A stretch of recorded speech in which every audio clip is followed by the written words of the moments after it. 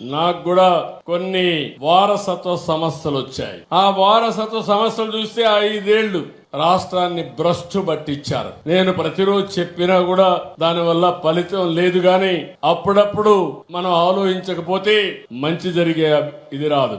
ఒక ఉదాహరణ, భూమి మీది, ఆ దానిపైన హక్కు మీది. 5 ఏళ్లు ఏం జరిగింది?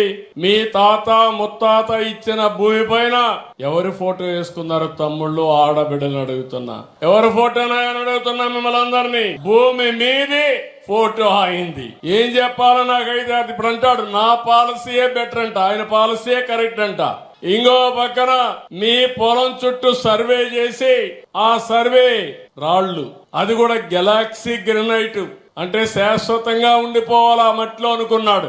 అలాంటిది ఆయన బొమ్మ. ఆ బొమ్మ తొలగించడానికి మళ్ళా డబ్బులు ఆయన ఖర్చు పెట్టింది 700 కోట్లు.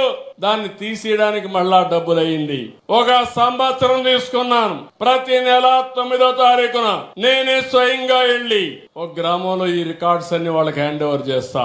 ఒక్క రూపాయి అవినీతి లేకుండా, ఎవ్వడు కూడా తప్పు చేయకుండా ప్రక్షాళన చేసి పూర్తిగా రికార్డ్స్ అన్ని ఇచ్చే బాధ్యత నేను తీసుకుంటున్నాను.